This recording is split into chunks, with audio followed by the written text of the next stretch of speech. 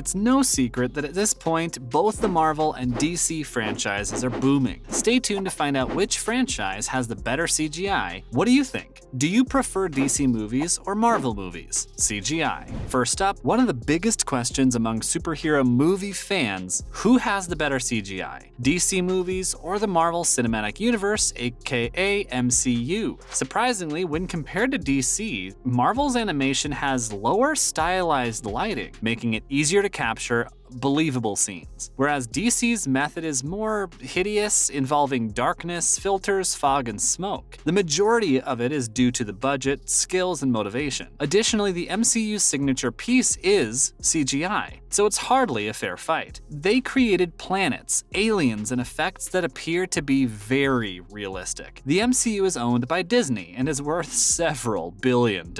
Marvel movies compete in more ways than one. Aside from having a larger cast, this is demonstrated by the characters' victories in additional categories. While DC has some well-known characters such as Superman and Batman, it lacks the blockbuster hits that Marvel has, and its CGI is a big part of this. Marvel movies are currently among the most visually sophisticated releases being produced, easily captivating an audience who is in awe of the production. With the release of Iron Man back in 2008 as the starting point for Marvel's superhero films, the scope and depth of Marvel's characters have grown drastically, which raises the stakes and necessitates more CGI. Also, according to reports, the majority of Marvel Cinematic Universe (MCU) films use the most advanced CGI technology available, making them among the most computer-generated films ever made. Additionally, the Marvel Cinematic Universe (MCU) films typically have 65 minutes of computer graphics, though only the first 20 minutes use the most advanced technology. So, what do you think? Who has better CGI scenes in your opinion? Speaking of CGI, here are some of the best computer-generated moments in both Marvel and DC films. For nearly 50 years, superhero films have graced the silver screen. To say that CGI has improved is an understatement. Throughout the 1970s, 80s, and 90s, camera tricks, stunt wiring, and green screen technology aided in bringing superheroes to life. As we enter the 21st century, computer graphics continue to improve, bringing many comic book legends to life. Recent superhero films have relied far too heavily on CGI, with little emphasis placed on improving the story. Fortunately, there have been several successful superhero films that have been nailed, both the story and the CGI. Let's take a look at a few.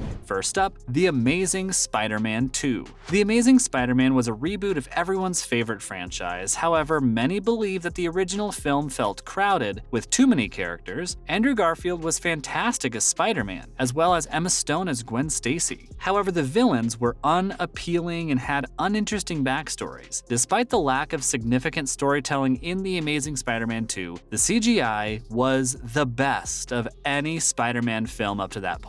For example, Electro's shock blasts and the Goblin's glider shots look like they were straight out of a comic book. Spider web-slinging mans and fight scenes appeared to be completely real. Fans felt as if they were swinging around New York City. Next up, Iron Man. Robert Downey Jr. first dressed up as Iron Man in 2008, creating the original suit in a cave with a bunch of scraps. The emphasis here, however, is on the second-generation armor he wore later in the film. The suit was first seen in plain silver before being colored with gold and hot red. Regardless of color, Tony Stark first suiting up in the was a fantastic VFX moment that, with the lighting and textures, could convince anyone that the suit was real and functional. Another great CGI film includes Captain America. Tony Stark first appears in Captain America Civil War while giving a speech to MIT and demonstrating his BARF technology, which is used to recreate and deal with traumatic memories. Tony remembered the last time he spoke to his parents when he was a teenager. Because RDJ had to shave his beard to play the younger version, the scene was shot on the final day of filming. RDJ played the younger version, which was created using cutting-edge age reversion technology. Consider how amazing it is to make an actor look like he did in his adolescence. Even if it isn't visually perfect, it was undeniably impressive at the time. Next, The Dark Knight has to be one of the best CGI films when it comes to superhero movies. Any comic book movie fan knows that The Dark Knight is one of the best films of all time.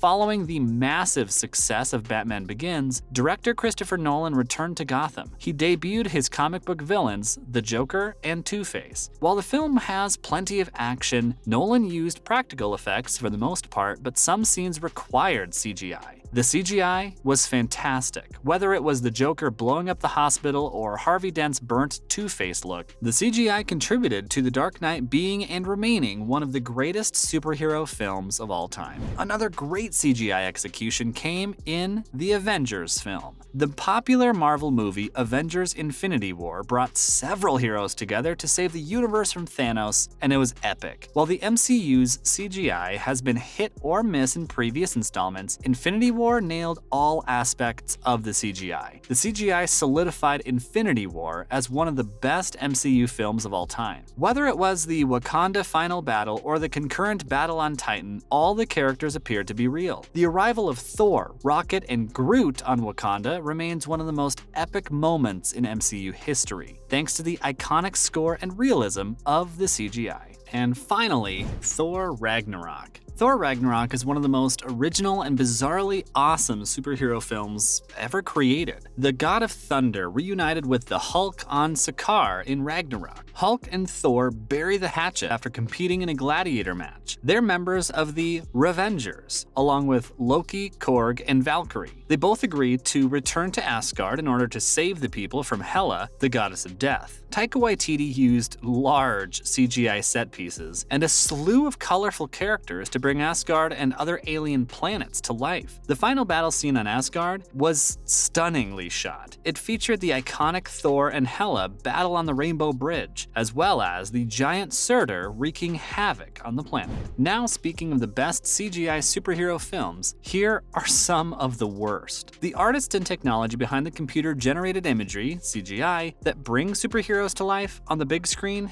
haven't always wowed moviegoers. Let's take a look at some of the worst CGI moments from our popular superhero movies. First up, in no particular order, the Green Lantern. The use of an entirely computer-generated costume was one of the oddest choices made in 2011's Green Lantern. It almost made sense given that the Green Lantern's core alien members were already fully rendered, alongside Ryan Reynolds' Hal Jordan. Unfortunately, the costume resembled a strange, artificial skin. It had an unusual cut mask that ultimately distracted from important moments in Green Lantern. The villainous Parallax's full CGI design was given a redesign, which failed the Avatar as Fear's big screen debut. Secondly, the Justice League. In the theatrical cut of Justice League released back in 2017, there were several examples of bad CGI. These included the uninspiring design for the villainous General Steppenwolf, as well as his underwhelming Parademon army. The use of CGI to remove Henry Cavill's mustache during reshoots while he was also filming Mission Impossible Fallout enraged fans. Each scene involving Spider-Man's digitally removed mustache is cringeworthy and difficult to overlook.